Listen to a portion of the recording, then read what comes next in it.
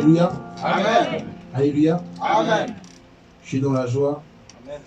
encore une fois de plus, de pouvoir être devant vous et pouvoir vous offrir la parole de Dieu. Car c'est une grâce si je peux être là et vous parler. Car comme nous le savons, il y en a peut-être beaucoup qui auraient voulu être à notre place, assister à ce culte des jeunes, mais ils ont eu des empêchements. Ils ont eu des problèmes qui n'ont pas pu les permettre de pouvoir être dans ce lieu. Pour pouvoir se mettre directement dedans, si ce n'est pas trop demandé, je demanderai encore une fois de plus de prier. Nous allons vraiment abandonner ce moment entre les mains de Dieu. Je veux que pendant ce moment, ce ne soit pas moi qui vous parle, mais ce soit le Seigneur qui parle à travers moi. Car moi, je suis qu'un simple homme. Je suis comme vous, je n'ai rien de plus que vous. On est tous pareils, on est tous égaux. C'est pour ça qu'on va vraiment abandonner ce moment entre les mains de Dieu. Nous allons demander que l'Esprit de Dieu puisse m'utiliser. Que je sois seulement un instrument qu'il a choisi d'utiliser cet après-midi pour déverser son huile, pour déverser la parole qu'il a mis dans mon cœur. Et nous allons rendre toute oreille attentif à la parole de Dieu. Prions au nom du Seigneur. Oh Seigneur, Père éternel, je te glorifie. Seigneur,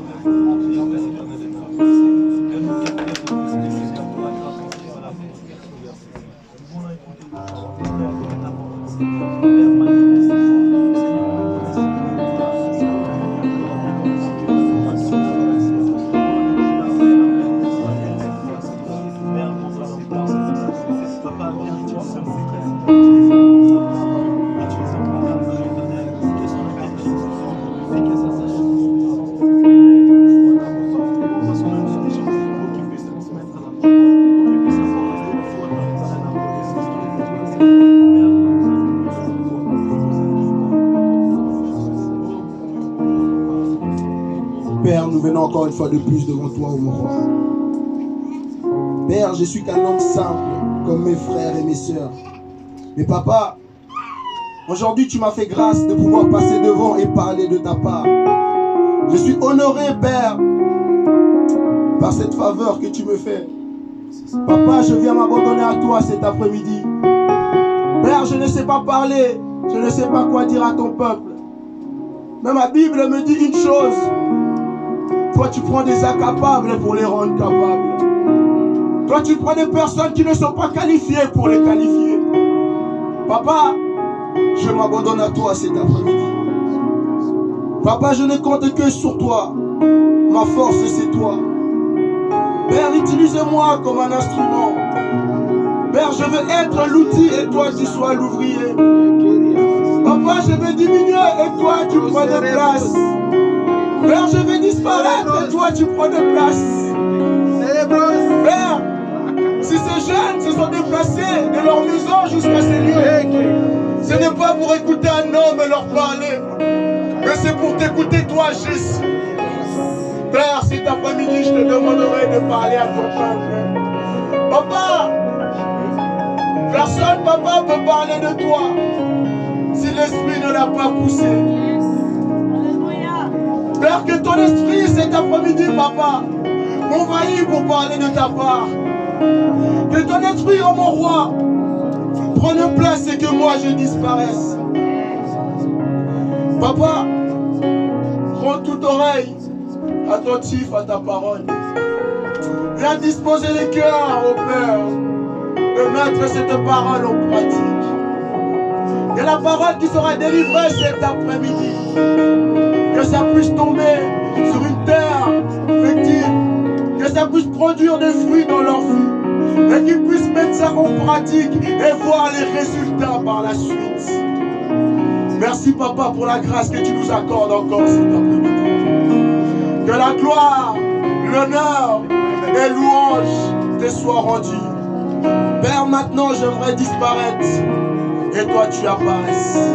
Au nom de ton Fils Jésus-Christ, j'ai ainsi prié. Amen. Amen.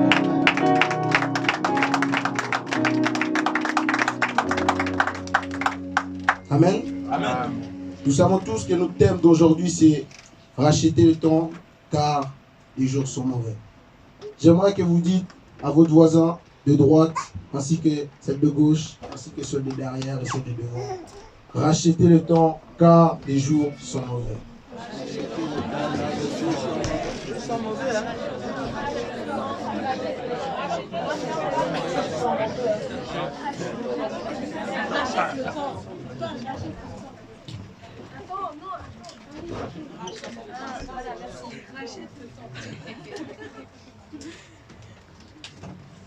Amen. Aujourd'hui, nous allons parler du parabole des 10 vierges. Et qu'est-ce qui est merveilleux? C'est Jésus lui-même qui raconte le parabole de l'histoire des 10 vierges. Déjà, avant tout, j'aimerais juste éclairer les 10 vierges, en fait, qu'est-ce que signifient les vierges dans la Bible. Parce que dans notre époque, c'est pas ça. En fait, dans la Bible, les vierges signifient tout simplement des personnes converties. Des personnes qui ont accepté Dieu comme Seigneur et Sauveur dans leur vie. Amen. C'est tout simplement ça. Et si je lis verset 1, donc c'est Matthieu 25. Je commence par le verset 1. Je vais lire moi, comme ça, je peux développer en cours. Et comme ça, on va gagner du temps.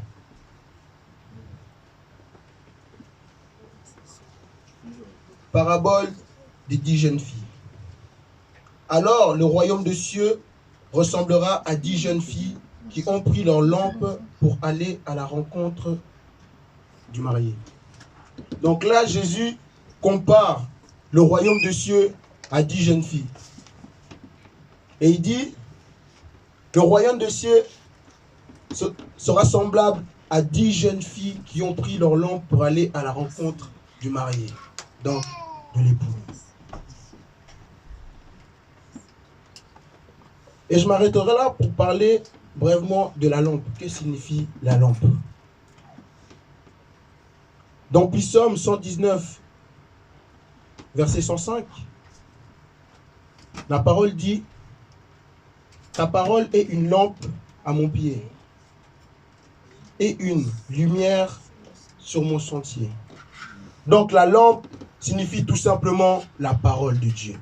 Est-ce que quelqu'un peut dire la parole de Dieu? La parole de Dieu.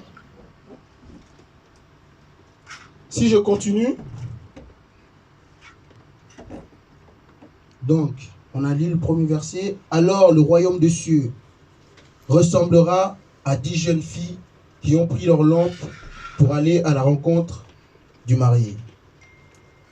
5 d'entre elles étaient folles et 5 étaient sages. Celles qui étaient folles ne prirent pas de l'huile avec elles en emportant leur lampe. Donc déjà là on va s'arrêter, on va voir en fait c'est quoi en fait la différence en fait entre ces 5 folles et ces 5 sages. Parce que la Bible nous dit elles étaient 10 vierges. Donc en gros 10 personnes qui viennent à l'église comme vous et moi, 10 personnes qui servent Dieu, 10 personnes qui aiment Dieu. Parce que quand on vient à l'église, on aime Dieu. Amen. Sinon, on ne viendrait pas. Amen. On préfère rester chez moi à jouer à FIFA 20 ou à Call of qui vient de sortir là, pas longtemps. Mais j'aime Dieu, c'est pour ça que je suis là. Donc, dans d'autres versions, ils disent, pour sage, ils disent prudente. Et pour folle, ils disent imprudente. Donc tout simplement prudent, c'est attitude d'esprit d'une personne qui s'applique à éviter des erreurs.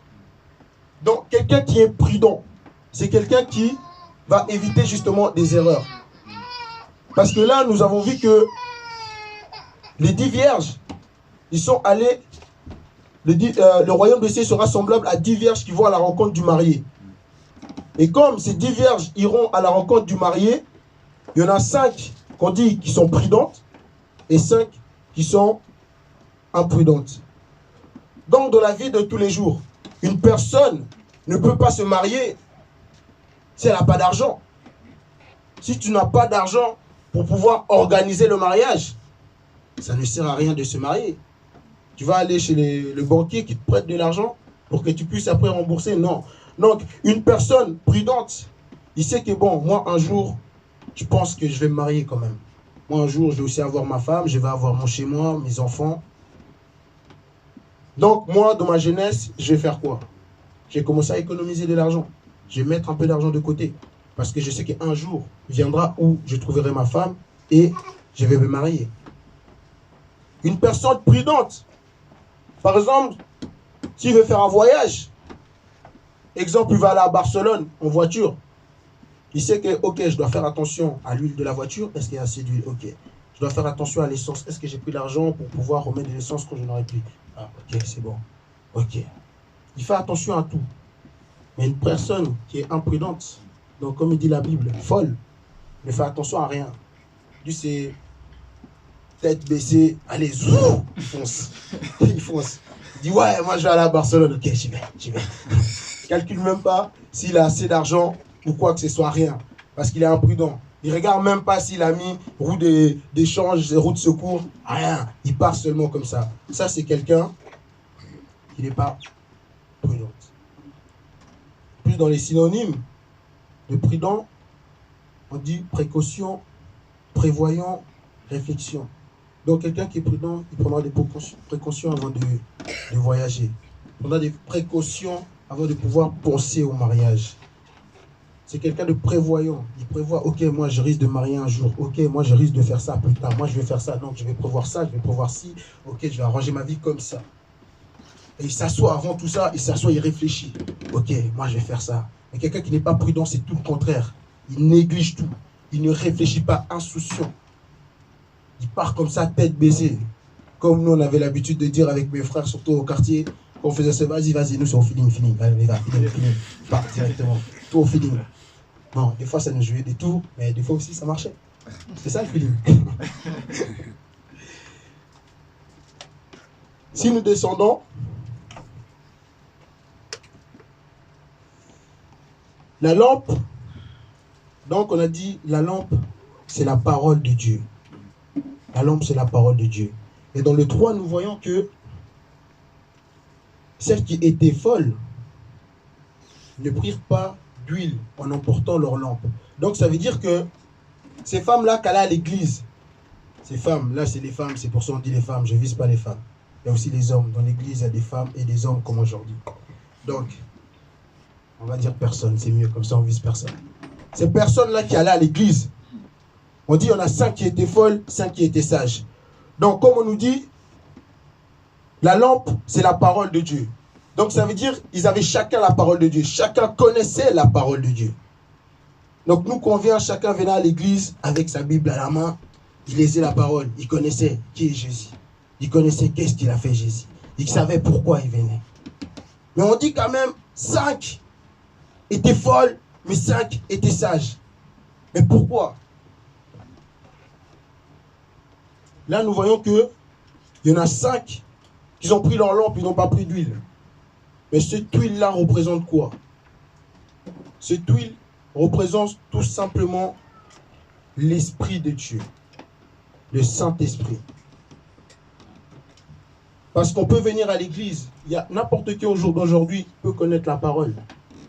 On connaît tous la parole. Mais est-ce que les gens mettent cette parole en pratique?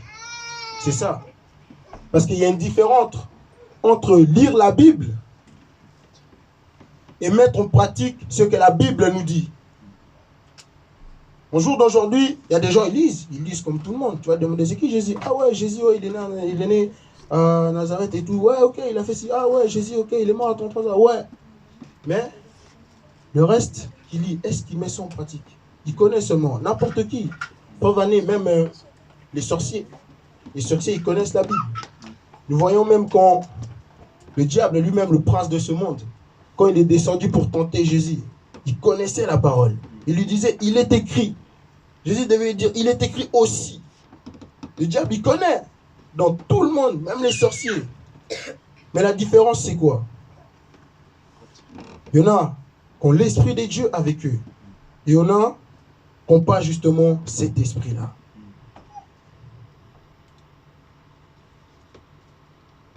Parce que l'Esprit de Dieu nous permet de faire quoi? L'Esprit de Dieu, tout simplement, nous permet de mettre en pratique la parole que nous lisons. Nous permet de mettre en pratique. Si je descends, 4e verset. Tandis que les sages prirent avec elles leurs lampes et de l'huile dans leur récipient. Dans d'autres versets, c'est écrit dans leur vase. Donc là, la différence entre les 5 filles sages et les 5 filles folles, c'est juste les folles, quand ils sont partis, ils n'ont pas pris d'huile de réserve. Et puis les sages, ils ont pensé. Donc, comme nous savons c'est quoi la lampe, c'est quoi l'huile, donc nous en déduisons que il y en a 5 qui avaient l'Esprit de Dieu et 5 qui n'avaient pas l'Esprit de Dieu.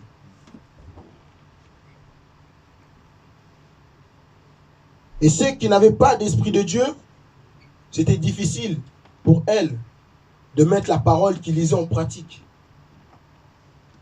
Parce qu'un sorcier qui lit dans la Bible, il faut pardonner à son prochain. Est-ce qu'un sorcier va pardonner à son prochain? Lui-même, il maudit son prochain. Lui-même, les gens, ils vont chez lui pour lui demander des gris-gris pour pouvoir aller envoûter les gens. Et vous croyez, lui, quand il passe, il voit... Ah, Jésus a dit, ceux qui ne pardonnent pas son prochain, je pardonne. Ah, il saute. C'est ça, non. Donc, tout simplement, au jour d'aujourd'hui, dans le monde où nous vivons, il faut mettre quelque chose dans la tête. Il y en a beaucoup, on vient à l'église. Mais dans l'église, comme nous sommes là, il y a des sages et il y a des folles. J'espère pour vous qu'on fait tous partie des sages. Parce que moi, je n'aimerais pas me retrouver parmi les folles. Parce que si je fais partie des folles, ça veut dire que je suis là devant vous, je vous parle, mais je suis un hypocrite. Moi, je vous parle, mais les choses que je vous dis, moi-même, je ne les respecte pas. Donc, c'est comme si je me cache. En fait, devant vous, je joue le saint. Ouais, oh, ça va mon frère? Que Dieu te bénisse, ouais. Que Dieu te bénisse. Mais derrière, quand je rentre chez moi, ce frère Christian là, il m'énerve. Il m'énerve. Toujours. Il est en train de crier au micro, là, il me fatigue. Ah, c'est comme ça, moi, j'ai changé d'église. Hein. Ça, c'est un hypocrite. Devant toi, il joue les sages, mais derrière toi, qu'est-ce qu'il fait? C'est ça. Si nous descendons, 5e verset, on nous dit, comme le mari tardait, toutes s'assoupirent et s'endormit. Comme le mari tardait, toutes s'assoupirent et endormit. Nous avons envie de faire revenir sur cette histoire de lampe. Donc la lampe, donc ça veut dire qu'on a tous la parole de Dieu en nous. Et il y en a 5 qui ont pris l'huile, 5 qui n'ont pas pris d'huile. Donc, en fait, leur objectif à ces filles, c'était quoi? Parce qu'ils sont sortis pour aller à la rencontre de l'époux. Donc, ils sont allés pour aller à la rencontre de l'époux. Donc, comme l'histoire s'est passée à l'ancien temps, donc on avait les lampes là à pétrole. Tu devais monter le truc pour aviver la flamme et descendre pour baisser la luminosité. Ce n'était pas les technologies avec la télécommande où tu es dans ta chambre, tu es couché dans ton lit, tu es fatigué, tu as fui, la lumière s'éteint, tu as fui, ça s'allume. Non. Il n'y avait pas d'électricité à cette époque-là. Et donc, du coup, il y en a 5 qui ont pris l'huile et 5 qui n'ont pas pris d'huile. Donc, tout simplement, ils devaient rencontrer quelqu'un, ils devaient attendre quelqu'un. Donc, au jour d'aujourd'hui, il y en a beaucoup d'entre nous, on vient à l'église, mais on ne sait plus pourquoi on vient à l'église. On vient à l'église parce que, ouais, on est jeune, ouais, vas-y, mon frère, il va à l'église, moi aussi, j'y vais. On vient à l'église parce que nos parents, ils nous ont appris ça, ils nous ont ramené à l'église depuis tout petit. Moi, par exemple, mon exemple, si je suis à l'église, c'est parce que mes parents, depuis tout petit, je suis toujours allé à l'église avec eux. Donc, pour moi, à la base, avant, c'était devenu comme une habitude. L'habitude, les dimanches, c'était pas, ouais, là, dimanche, je vais à l'église. Si j'allais jouer au foot un dimanche, c'était une grâce. Donc, le dimanche, j'allais à l'église. Et donc, au jour d'aujourd'hui, c'est devenu une habitude pour certaines personnes.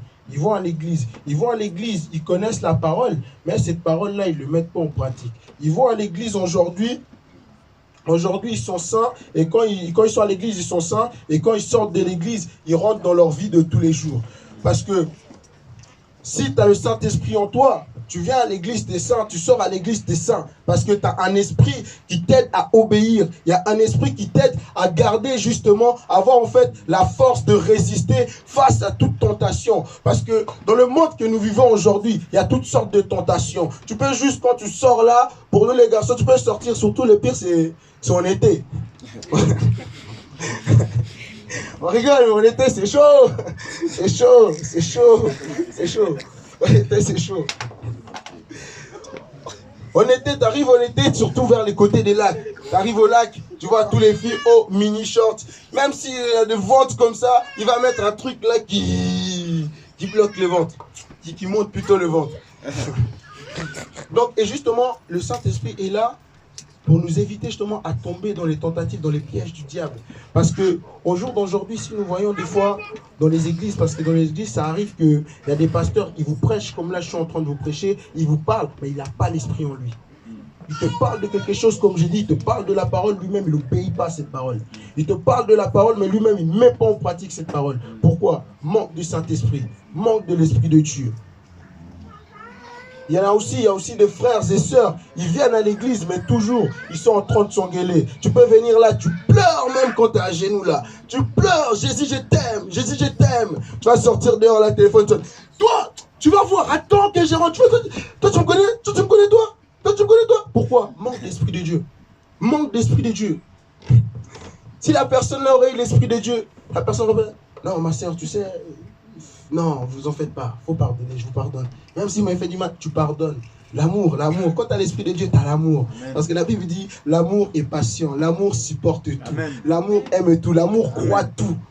Quand tu as l'esprit de Dieu, il va te mettre, parce que dans la Bible, la première chose, c'est l'amour. Une personne qui n'a pas l'amour ne peut pas sortir et parler de Dieu. Parce que Dieu lui-même était amour. Amen. Il est tellement amour que lui-même, il est descendu de son trône. Il est descendu, lui, je ne comprends pas. Des fois, oui, quelqu'un qui est roi. Toi, aujourd'hui, Christ, on te met à la place, on te met une chaise là, on dit, t'es roi. On te met à la place du roi. C'est toi qui diriges tout Genève. C'est toi le king. Amen. Et là. Donc on dit, on dit maintenant, descends de ton trône. Va aider les F2F là-bas là, qui n'ont pas d'argent. Hein, qui n'ont pas où dormir.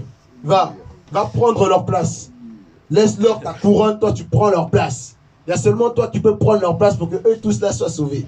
Et toi tu es bien assis confortablement sur ton trône de roi, tu dis, regardez-moi ces petits là. Toi, si tu continues, je te jette en prison. Mais Dieu, on dit Dieu, il était roi. Il est descendu de son trône de gloire. Il s'est dépouillé de sa divinité, de sa puissance, de sa splendeur, pour prendre la forme humaine, pour prendre cette chair-là. Cette chair qui nous pousse à tomber dans des tentations. À chaque fois, c'est un combat, ça. C'est un combat. Alors ce Dieu-là, il a pris ta place, il a pris ma place. Ce jour-là, la Bible dit, il est descendu, il est né d'une mère, comme toi et moi. Il est né d'une mère. Il a pris notre place à la croix. Il allait, parce que Dieu, quand il est descendu, il avait une mission. Il savait que, ah ouais, il a vu Doudou, il a dit, parce que Dieu, vous allez dire, à cette époque, je n'existais pas. Oui, je n'existais pas, mais Dieu m'avait déjà vu avant que je sorte dans le ventre de ma mère. Amen. Donc, même si vous croyez que je n'existais pas, moi, j'existais déjà dans les pensées de Dieu. Amen. Amen.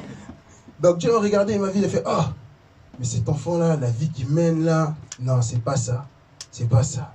Et là, il y a le diable à côté, parce que le diable aussi, il était là. Le diable, le prince de ce monde à côté.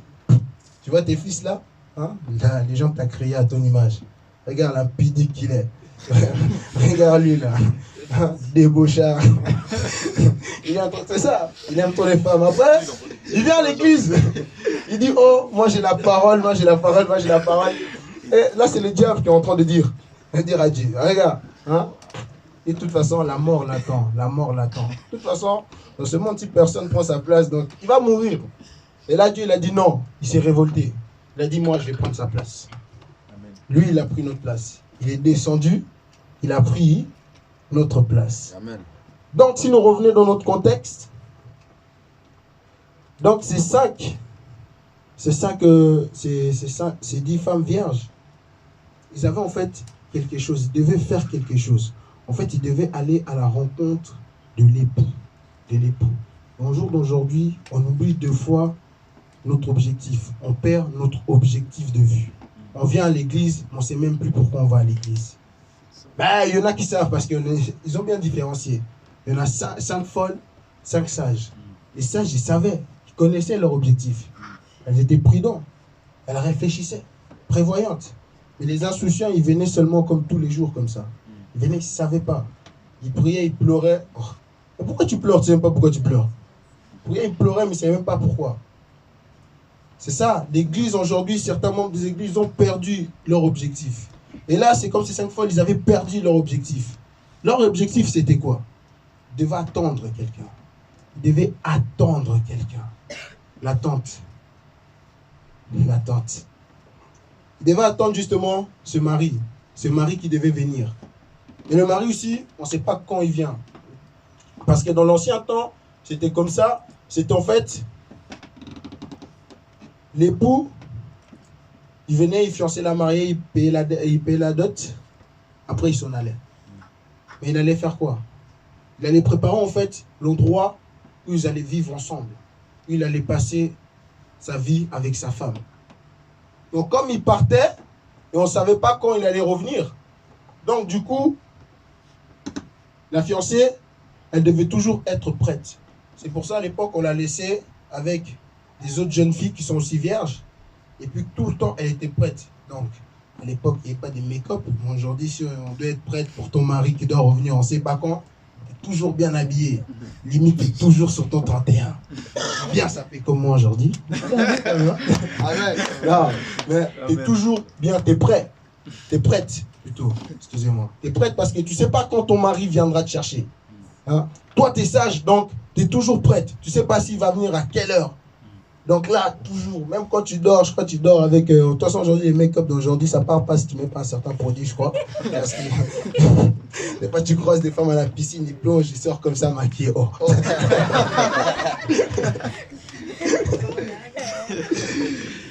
Donc, à l'époque, ils attendaient.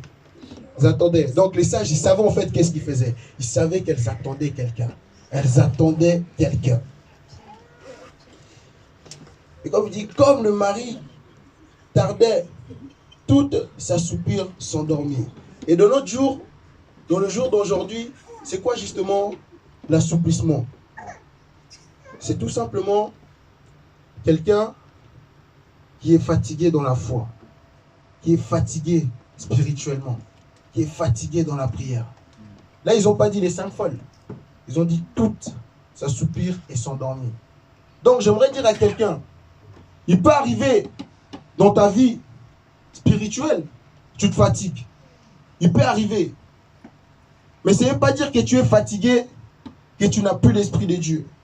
Ça ne veut pas dire que tu t'es détourné pendant un laps de temps de la parole de Dieu, de ton objectif, que tu n'as plus l'Esprit de Dieu. Parce que là, on dit, il y en a 5 qui avaient leur huile.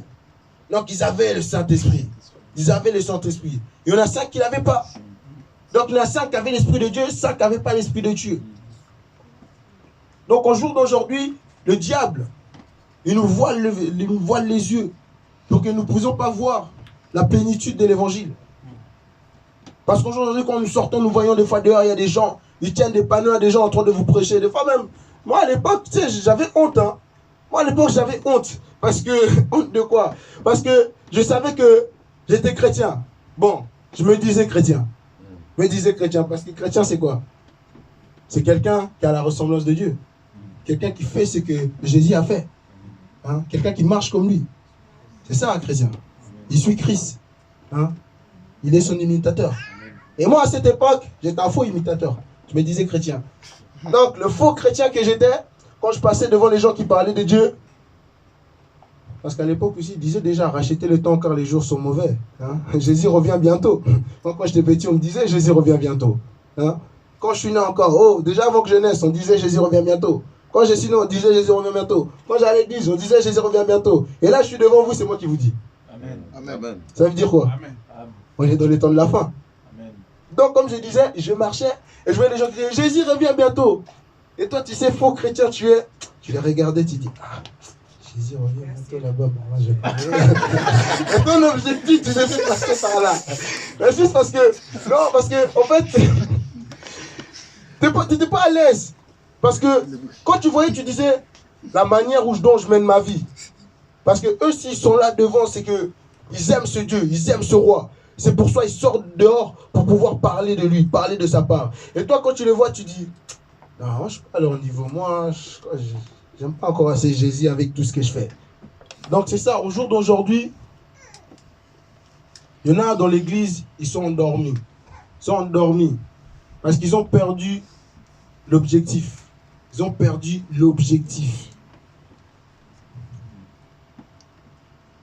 Mais, c'est le diable tout ça. C'est le diable qui manipule ça. C'est le diable. Même, il y a même des pasteurs, ils sont endormis. Hein. Ils vous prêchent, mais ils ont aussi perdu l'objectif. Ils prêchent là, lui, parce que la personne, il est mort. Parce que endormi, c'est aussi mort spirituellement. La personne, il est mort spirituellement. Il vous prêche. Vous mettez l'argent derrière, il vole l'argent. C'est quoi? L'objectif, en fait, il ne sait pas. Il ne sait pas, en fait, qu'est-ce qu'il fait. Il vole. C'est ça. Et là, maintenant, au milieu de la nuit, là, c'est 6e verset, on cria. Voici le marié. Allez à sa rencontre. Voici les mariés. Donc, il y a ces femmes qui dorment, qui se sont endormies. Donc, au milieu de la nuit, on cria, voici les mariés. Quand tu dors, et quelqu'un, il vient, il crie. Parce que moi, quand je disais ça, je disais non. Eux, la façon dont ils ont écrit ça, c'est comme si, quand Dieu bien l'a dit, on cria, voici les mariés. Et les gens, ils se lèvent tranquillement. Ah bon, attends, je vais préparer, je vais mettre les chaussures, calme. Il va brosser les dents. Et il se prépare pour aller à la... Non. Moi, je vois ça comme ça. Parce que je sais, nous, qu'on était à l'armée, surtout quand je devais aller réveiller mes soldats pour aller faire une marche la nuit, parce qu'ils aimaient trop ça, dès 2h du matin, aller réveiller les gens là. Mais c'était pas des blagues, hein. Tu rentrais, bam, tu défonçais la porte. Réveillez-vous! Et quand quelqu'un défonce déjà la porte, il crie comme ça, c'est quoi? Tu sursautes. Hey! Et il y en a, c'était des têtus. C'est pas des têtus spirituels, mais têtus. Têtus physiquement. Têtus. Et toi, quelqu'un il crie, défonce la porte, mais. Non, je dors, il va me laisser. Oh. Donc, tu allais quoi? Tu retournais le matelas. Il tombait. Et là, et c'est la même chose qui s'est passée, mais pas avec cette violence. Hein. La même chose, juste quelqu'un a crié, voici le marié, voici le marié. Et là, justement, quand on dit voici le marié, ça signifie quoi? Ça signifie que le marié est fidèle. Est fidèle parce que, je vous ai dit à l'ancien temps, le marié, il venait, il te dotait, il partait. Tu ne savais pas quand il allait retourner. Tu ne savais pas du tout quel jour le marié allait revenir. Toi, tu étais là, ton but à toi, c'était seulement d'attendre. Toi, tu devais attendre. Mais attendre dans des bonnes conditions. Attendre dans l'obéissance. Attendre dans la crainte de la parole de Dieu. Attendre avec amour. Amen. Parce que si tu aimes quelqu'un, même s'il tarde, même s'il fait long, tu vas l'attendre. Yes. Amen. Parce qu'aujourd'hui, imaginons, surtout les gens qui ont des relations à longue distance. Des relations à longue distance. Yes. Toi, tu aimes la personne. La personne, elle dit, ah bon, je vais venir... à Noël, je vais venir te voir. À Noël, je vais venir. Donc toi, tu dis, ah, tu vas attendre. T'attends parce que tu l'aimes. T'attends parce que tu dis, non, cette personne, c'est vraiment l'homme de ma vie. T'attends. Et quand t'attends la personne, et une fois que la personne arrive, tu le vois, t'es comment? T'es dans la joie. T'es dans la joie. Et justement, c'est ça en fait.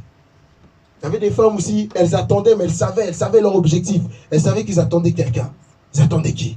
Ils attendaient le marié. Parce qu'ils savaient, une fois qu'on allait voir le marié, mon cœur sera dans la joie. Amen. Et il y en a aussi qui attendaient, mais en réalité, ils ne savaient pas. J'attends, mais j'attends quoi?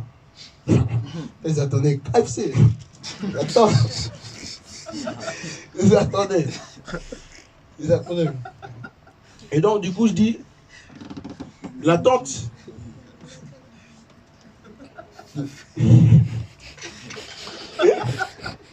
Ah, mes frères.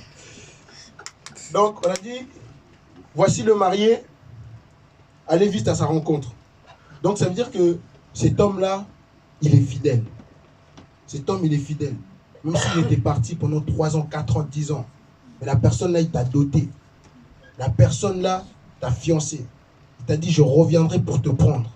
Et là, nous voyons que, voici qu'on a écrit, voici les mariés. Donc les filles se sont vite levées. Ils ont commencé à se préparer vite, préparer leur lampe, préparer leur huile. Parce qu'ils savaient que non, le marié, il est là, il est là. On doit aller à sa rencontre. On doit aller, parce qu'à l'époque, là, c'était pas des chemins comme aujourd'hui, là, avec des lampadaires éclairés. Non, il n'y avait rien. Il n'y avait rien. C'était noir, total. Et pas d'électricité. Quand nous lisons, septième verset, alors toutes les jeunes filles se réveillèrent et préparèrent leurs lampes. Donc là, les filles se sont réveillées, ils commencent à préparer leurs lampes, ok. Les folles dirent aux sages, donnez-nous de votre huile, car notre lampe s'éteigne. Il faut bien savoir, la lampe, comme on a dit, c'est très très important. La lampe, c'est la parole de Dieu.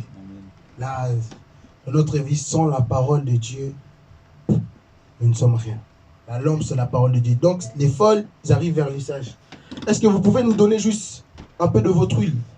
Parce que notre lampe, il est en train de s'éteindre. Donc, la parole de Dieu qu'ils avaient, en train de partir en fumée. Ils avaient oublié, en fait, qu'est-ce que Jésus nous a recommandé. En fait, qu'est-ce qu'on doit faire? Qu'est-ce qu'on doit faire pour aller à la rencontre de ce mari? Comment devons-nous nous habiller pour aller à la rencontre de cet homme? Et du coup, les sages répondit,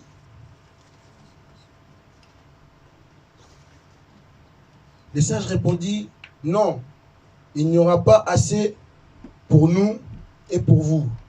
Allez plutôt chez ceux qui en vendent et achetez-en pour vous. Donc les sages ont dit, non, on ne peut pas vous donner. Si on vous donne de notre huile, et nous on va faire comment? On ne pourra pas voir le marié, parce qu'on n'aura pas assez d'huile. Et là nous voyons que quand ils se sont assoupis, ils ont quoi? Ils ont laissé leur lampe allumée. Parce qu'ils vu qu'il faisait nuit. Parce qu'à l'époque, je pense qu'ils dormaient dehors.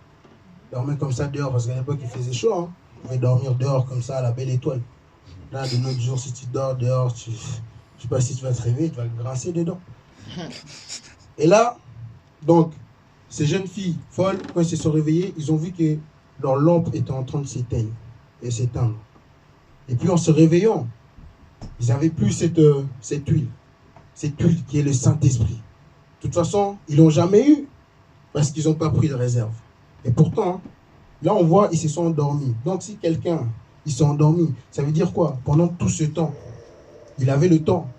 Il avait le temps d'aller chez le marchand. Il avait le temps d'aller chez le vendeur, acheter de l'huile. Donc c'est comme nous. Pendant tout ce temps, à un moment, pendant un laps de temps, moi aussi j'étais endormi. J'étais endormi comment? Je vivais dans le monde. J'aimais tout ce qui était mondaine. Moi, j'écoutais de la musique mondaine. Moi, je fréquentais les boîtes de nuit. J'aimais beaucoup les femmes. Je fumais même de la drogue. Pendant tout ce temps, c'est quoi? J'étais tout simplement endormi. Endormi. Et alors que pendant tout ce temps, j'aurais pu chercher à me rapprocher de Dieu. J'aurais pu chercher à aller chercher justement chez le vendeur, me procurer cette huile qui est le Saint-Esprit. Je pouvais demander à Dieu, Dieu, donne-moi le Saint-Esprit. Car vu que j'ai grandi à l'église, la parole, je la connaissais. J'attendais la parole du matin au soir. La parole, je la connaissais. Mais qu'est-ce qui faisait que je vivais dans le monde, dans les boîtes de nuit, tout ça? C'est parce que je n'avais pas le Saint-Esprit en moi. Je n'avais pas le Saint-Esprit en moi. Mais Dieu, lui qui est si bon, il est mort pour moi, il m'a pardonné. C'est pour ça que j'ai dit à quelqu'un dans cette salle, si vous aussi, vous êtes comme ces folles-là, si vous aussi, vous menez la même vie que moi, que je menais à l'époque, là, c'est le moment de vous lever et aller chez le vendeur. Allez chercher votre huile. Allez chercher le Saint-Esprit. Parce que sinon, vous allez vous retrouver comme ces 5 femmes folles à venir demander l'huile aux autres. Mais sauf que l'huile, ça ne se partage pas. L'huile, c'est personnel. Comme on dit, le salut est individuel. Le salut est individuel. On vient à l'église ensemble. On partage ensemble. On s'encourage. On se donne de la force. Mais à la fin, quand tu devras aller rencontrer le marié, je ne serai pas là. Quand tu devras aller rencontrer le marié, quand on va crier, le marié est là, je ne serai pas là. Moi, je serai de mon côté, toi, tu serais de ton côté. Peut-être moi, j'aurai l'huile et toi, tu n'auras pas l'huile. Donc, les 5 qui étaient sages, ils ont dit non. On ne peut pas vous donner de notre huile. Je ne peux pas te donner de mon huile. Parce que si je te donne mon huile, je ne pourrai plus voir le marié. Je ne pourrai plus voir le marié. Et quand nous descendons, 10e verset, la parole de Dieu dit, pendant qu'elle allait en acheter, le mari arriva. Celles qui étaient prêtes entrèrent avec lui dans la salle de noces. Et là, la porte fut fermée. Donc, les 5 filles folles ont dit, bon, on n'a pas le choix. Avec le peu d'huile qui nous reste, parce que ça allait s'éteindre à un moment ou à un autre. Donc, du coup, ils ont dit quoi? Ok, on n'a pas le choix, on doit aller chez le vendeur, on doit aller chercher cette huile. On doit aller. Pendant qu'ils allaient, on a dit, le marié est arrivé. Et les personnes qui étaient prêtes, les femmes sages qui étaient prêtes, ils sont rentrés dans la salle de noces avec le marié. Ils ont fermé la porte derrière. Tout simplement pour éclaircir les gens. Donc il nous faut la parole de Dieu pour aller à la rencontre du marié. Le marié dans cette histoire qui n'est que Jésus. C'est Jésus le marié parce que Jésus il a dit à ses disciples, je m'en vais, je pars. Il est monté sur la montagne, il est parti. Il a dit, comme je suis parti, je reviendrai aussi chercher mon épouse. L'épouse qui est seulement l'église de Dieu. Mais dans cette église, il y en a qui seront enlevés et il y en a qui rateront l'enlèvement. Oui, c'est vrai, la Bible le dit, il y en a qui seront enlevés, il y en a qui rateront l'enlèvement. Pourquoi? Parce qu'ils n'auront pas cette huile. Leur lumière serait éteinte. La parole, en fait, serait éteinte. Ils n'auraient plus la connaissance de la parole. Parce qu'en fait, dans la parole, il y a quoi? Il y a les fruits de l'esprit.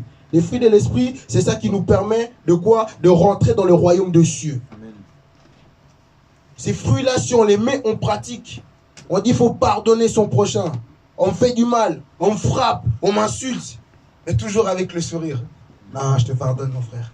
Et tu dis que Dieu te bénisse. Regarde cet amour. T'as mal. T'as mal. On t'a humilié devant tout le monde. Un jour d'aujourd'hui, quelqu'un, on l'humilie sur tous les hommes, on l'humilie devant des filles. Hey, il va dire non, aujourd'hui, lui va comprendre qui je suis. Il est fou, quoi. Moi, on ne m'humilie pas. Toi, tu me connais? C'est ça. Mais avec le Saint-Esprit. Donc, l'huile, ce récipient que les sages avaient. Quand ils ont vu, ils n'en avaient plus assez. Elles ont rajouté. Mais ceux qui n'avaient plus rien ne pouvaient pas. Pourquoi? Parce qu'ils n'avaient pas pris d'huile avec elles. Et du coup, quand ils sont partis pour aller à la rencontre, du marié, d'autres qui sont partis pour aller acheter l'huile. Et maintenant, comme ils ont rempli leur huile, ça servait à quoi leur lampe? À éclairer leur chemin. Là, on a dit la parole de Dieu. La parole de Dieu. La parole... Attendez. Là, on a dit, ta parole est une lampe à mon pied et une lumière sur mon chantier. Donc toi, tu marches, disons, sur ce schéma, c'est sombre. Il n'y a rien. Et on dit que le mari est l'autre côté. Donc toi, tu marches, mais il n'y a rien, tu vois rien. Mais heureusement, tu avais pris assez de réserve d'huile. Tu as ta lampe. Tu marches. Donc c'est quoi? Une lumière. Tu avances. Tu avances. Jusqu'à que quoi? Jusqu'à que tu vas arriver devant le marié. Parce que cette lumière-là, cette parole, il te permettra quoi? Il te permettra, une fois arrivé devant le marié, toi tu connaissais la parole. Donc tu peux lever ta lampe comme ça et tu vois le marié. Tu arrives à la rencontre du marié. Et cette huile que tu avais en réserve, c'est tout simplement l'esprit. L'esprit qui te permettra de mettre ce que tu lis en pratique. Parce que sans l'esprit de Dieu, il est impossible de plaire à Dieu.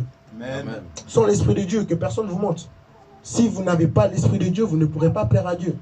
Parce que tout simplement parce que vous n'arriverez pas à mettre la parole que vous lisez en pratique. Amen. Parce que comme je vous ai dit, notre chair est faible. Notre chair est faible. Il y a plein de tentations. Il y a des tentations partout. Il y a des tentations partout. Il y a des tentations partout. Notre premier ennemi, comme il a dit notre frère Christ au début, notre premier ennemi, c'est nous-mêmes. c'est notre chair. C'est notre chair. Ce n'est pas le diable, notre premier ennemi. C'est toi-même. C'est la chair que tu as. Ensuite, c'est le diable. Parce que dans ce monde, on a seulement deux ennemis. La chair et le diable. Parce que c'est le diable qui ramène les tentations. Et ta chair qui succombe à la tentation. On a deux ennemis. Donc, l'esprit qui nous aide à surmonter la tentation, donc ces femmes sont allées à la rencontre de l'époux. Quand nous lisons, verset 11, plus tard, les autres jeunes filles vinrent et dirent, Seigneur, Seigneur, ouvre-nous. Mais il répondit, je vous le dis en vérité, je ne vous connais pas. Ça fait mal. Ça fait mal. Ça fait mal. Imagine, toi, tu parles toujours à un ami parce que la Bible nous dit qu'on est intime avec Dieu, c'est notre ami. C'est notre ami. Peut-être pendant tous ces temps, toutes ces années, ces femmes croyaient être intimes avec Dieu. Pensaient que c'était la bonne manière où ils priaient. C'était la bonne manière où ils servaient Dieu. Ils pouvaient servir tellement ils travaillaient pour l'œuvre de Dieu. Je peux être là, je travaille pour l'œuvre de Dieu. Je dis, c'est bon. Moi, c'est sûr, je vais aller au paradis. La manière où je travaille, je ne même plus mes potes pour Dieu. J'ai tout abandonné pour Dieu. Hein? En réalité, tu n'as pas d'huile. Tu n'as pas d'huile. Et quand tu arrives, ce jour-là, devant la porte, tu toques. Seigneur, Seigneur, laisse-moi rentrer, je suis là, ton fils bien-aimé, Doudou.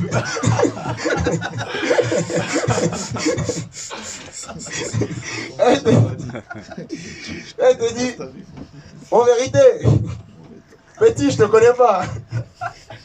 T'es qui? On ne te connaît pas. C'est ça. Tu peux avoir la lampe, la parole de Dieu. Mais si tu ne mets pas cette parole en pratique, le dernier jour, au jugement dernier, tu arriveras devant le Seigneur et il te dira, je ne t'ai jamais connu. Arrière de moi. Je ne t'ai jamais connu. Tu as crié, Seigneur, mais je t'ai pourtant servi. J'ai pourtant parlé de ton nom. J'ai chassé des démons. Il dit, non, je ne t'ai jamais connu. Je ne me rappelle pas de toi. Je ne t'ai jamais connu. Pourquoi? Parce que tu n'as pas les fruits de l'esprit en toi. Tu n'as pas les fruits de l'esprit en toi.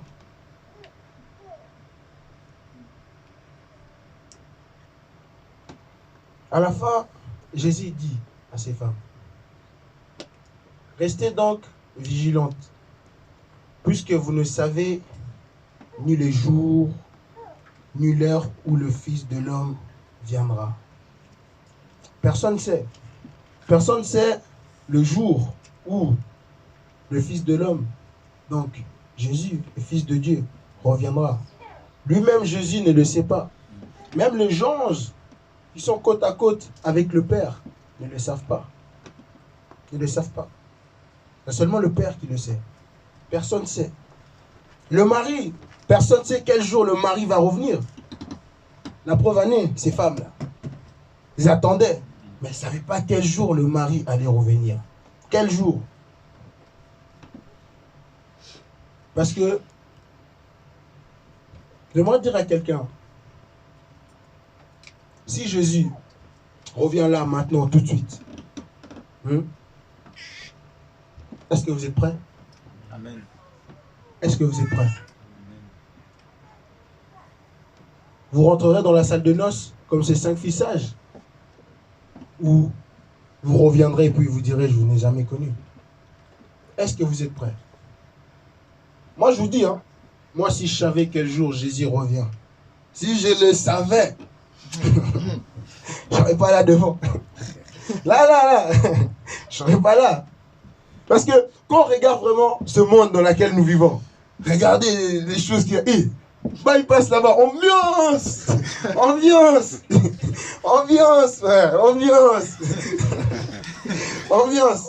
Non, il y a trop d'ambiance dans ce monde. Il y a trop d'ambiance. Moi aussi, je sais que Jésus revient au 2019.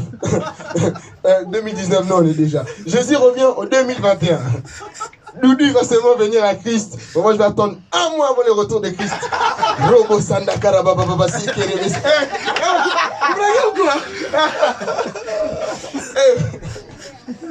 Vous blaguez ou quoi? Non. Mais, malheureusement, personne ne sait. Personne ne sait quand Jésus va revenir. Mais maintenant, pour ceux dans la salle peut-être, qui sont folles, comme ces folles là, pourquoi tardez-vous à venir en Christ? Pourquoi tardez-vous à suivre Christ? Qu'est-ce qui vous empêche d'aller chez le marchand acheter de l'huile? Moi, je veux de l'huile. De l'huile, comme ça, le jour quand tu viendras, j'aurai assez d'huile pour mettre dans ma lampe, pour pouvoir voir sur mon chemin, pour pouvoir te voir venir à ta rencontre. Qu'est-ce que vous attendez? Là, je suis là, moi, je vous parle d'huile, machin. Peut-être dire, oh, mais il n'est pas d'huile. Je suis jeune comme vous, moi aussi. On est jeune, je ne suis pas vieux, je suis jeune. Comme vous. Et comme j'avais dit, premier événement là, de racheter le temps qu'on avait fait, je suis jeune comme vous. Je suis jeune. Moi, je prends mon temps, comme elle a dit ma soeur Evodie, à venir à l'affermissement. On est enseigné. Si tu connais, si tu es enseigné, tu ne passeras pas ton temps à l'église. Tu ne seras pas endormi à l'église. Tu seras éveillé. Et tu seras éveillé, en plus tu seras éveillé avec quoi? Avec l'huile. Même si ça peut arriver, tu t'endors, parce que là les 10 se sont endormis. Tu peux t'endormir, parce qu'au bout d'un moment il y a des faiblesses. Tu peux trébucher. L'apôtre Paul il dit, la course est longue. Vous pouvez trébucher, mais quand tu trébuches, rattrape-toi, rattrape-toi, rattrape-toi et continue. Ou si tu tombes, relève-toi, continue la course. Amen. La course est longue, la course est longue. Pour tout le monde. Personne ne te dira non, moi la course, je l'ai fini. J'ai fini. Non, moi je connais, c'est mon Paul qui a fini la course. La course est longue. On peut tomber. Mais, rassurons-nous quelque chose. Quand on se relèvera, qu'on ait cette huile avec nous. Qu'on ait le Saint-Esprit avec nous. Pour pouvoir reprendre sa parole et le mettre en pratique. Amen. Parce que mes frères, mes sœurs, peut-être des fois on oublie. Mais, faites un exercice, je vous donne un exercice. Rentrez chez vous et imaginez-vous vous en enfer. Imaginez-vous. Non, moi des fois j'imagine, je dis, c'est parce que des fois on a tendance à oublier que la mort existe. Des fois on dirait tu vis, mais tu oublies que la mort existe. Quand tu te rends compte que seulement la mort existe, quand tu vas dans des enterrements, dans des deuils, c'est là en fait tu réalises, quand le pasteur dans le deuil est en train de vous parler, on est tous nés poussière, on retournera poussière. Tu dis, ah moi aussi. Oh. Oh. C'est bon. On va rattraper ça sans eux. Amen. Amen. Amen. Oui, quand le pasteur dit on est tous nés poussière, on retournera poussière. Là, tu te rends compte. Non, on est tous passagers sur cette terre. On peut bien s'habiller, on peut travailler, on peut avoir des belles voitures, on peut avoir tout ce qu'on veut.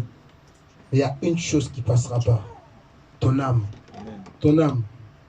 Au jour d'aujourd'hui, comme je vous ai dit, le diable manigance la plupart des choses que vous pouvez voir dans les églises. Nous a aveugés pour qu'on ne puisse pas voir la plénitude de l'évangile. On vient, on vous dit Jésus existe, Jésus revient, Jésus revient, Jésus revient.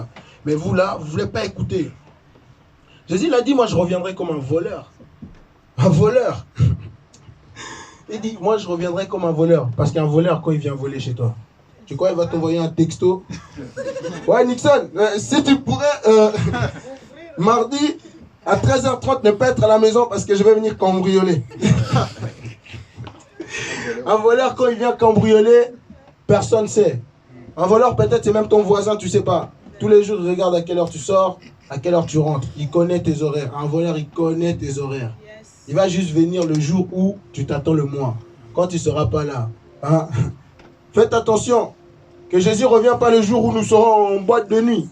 Que Jésus ne revient pas le jour où on sera en train de commettre l'impudicité. Le jour où il revient, que Jésus ne revient pas le jour où vous serez en train de vous insulter avec votre voisine ou avec votre voisin. Parce que là, vraiment, vous allez dire, aïe, j'ai loupé le rôle de votre... Ah, des fois, des pensées qui passent. Tu sais, t'insultes vraiment avec ton voisin. Et là, ton voisin, imagine ton voisin, il a l'huile. Lui, c'est un voisin saint. Chrétien pire, il a l'huile. Donc toi, tu es en train de l'insulter pour un truc qu'il n'a même pas commis, de s'est trompé. Tu l'insultes, tu l'insultes. Jésus revient, le voisin, pouf, il disparaît. Hey. Tu commences à entendre des cris. Ah. Parce que, hey, quand les gens ils vont être enlevés, moi je me dis toujours, Jésus dit, les gens quand ils vont être enlevés, ils vont disparaître. Donc, imagine-toi maintenant, les gens qui seront en train de voyager. De voyager. Vraiment, le pilote, il conduit comme ça. Pas le pilote, il l'a enlevé. Oh. Oh. L'avion est en mode, il est en train d'atterrir, donc pas mode automatique. Oh. C'est pour ça, mes frères, j'essaye. Sœurs, restons vigilants. Moi, je vais terminer par là. Restons vigilants. Parce que nous ne savons pas quel jour Jésus va revenir. Nous ne le savons pas. Lui-même, Jésus ne le sait pas. Hein? La personne qui doit revenir te chercher, lui-même, il ne sait pas quand il doit venir te chercher. C'est comme un mari, madame, le mari t'a épousé, t'a doté, il part. Il dit, tu dis, chérie, tu reviens quand? Je ne sais pas. Lui-même, il ne sait pas. Restons vigilants. Restons vigilants. Là, nous venons d'écouter la parole de Dieu. Nous avons écouté la parole. Dieu nous a parlé. Parce que Dieu, moi je dis toujours quand j'exhorte, c'est quand j'exhorte quelque chose. Avant que je parle, que Dieu vous parle à vous, Dieu me parle à moi. Donc avant de vous parler, il m'a parlé. Par sa parole. Il m'a encore une fois de plus parlé. Il m'a dit, mon fils, sois prudent. Sois prudent. Rassure-toi de savoir dans quel camp tu es. Est-ce que tu es à l'église, tu fais partie de ce camp des filles qui sont sages? Ou est-ce que tu es dans le camp des filles qui sont folles? Tu viens à l'église, mais tu ne sais même pas pourquoi. Tu te lèves tous les dimanches matin ou les dimanches après-midi, tu vas à l'église. Tout ça pour remplir les bancs, mais tu ne sais pas pourquoi tu y vas. Je vous invite tous à réfléchir, mes frères, mes sœurs. Réfléchissons à notre situation. Réfléchissons comment on mène notre vie. Comment nous menons notre vie. Faisons le bilan de notre état d'esprit. Le bilan de notre vie. Le bilan de notre récipient. Est-ce que notre récipient il est rempli d'huile? Il est vide. Est-ce que dans notre lampe, on a encore de l'huile? Ou c'est vide? Là, nous avons parlé de ces 10 vierges qui étaient converties, qui ont accepté le Seigneur comme sauveur, Seigneur et sauveur dans leur vie. J'aimerais faire un appel, parce que nous ne savons pas quand la mort va frapper à notre porte. On a dit que le salut est individuel. Le salut est individuel.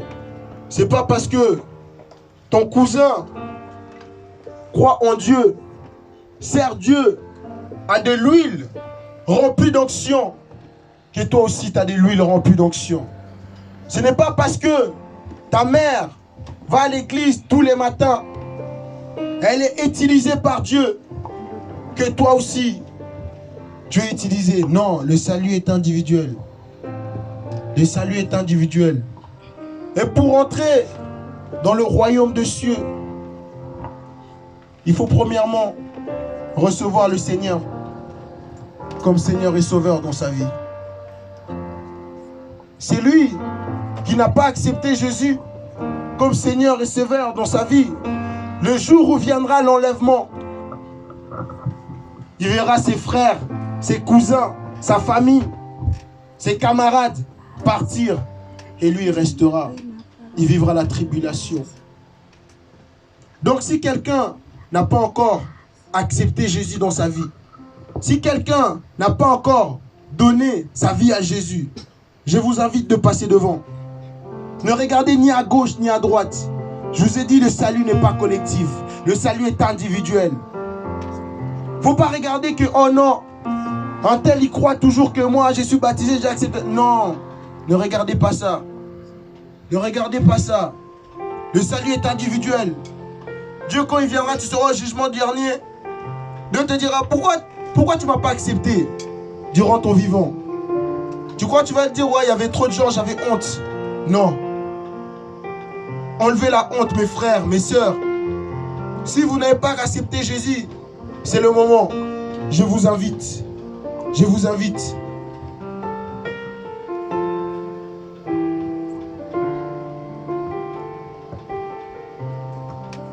Si tout le monde a déjà reçu le Seigneur dans sa vie et l'a accepté comme Seigneur et Sauveur, je dis gloire à Dieu. Gloire à Dieu. Gloire à Dieu. Maintenant, le conseil que je vous donne, faisons le bilan de notre vie. Regardons dans quel camp nous nous trouvons. Parce que nous ne savons ni l'heure, ni le jour où le Seigneur reviendra. Ne perdons pas notre objectif de vue. On vient à l'église, mais gardons l'objectif. Pourquoi on va à l'église?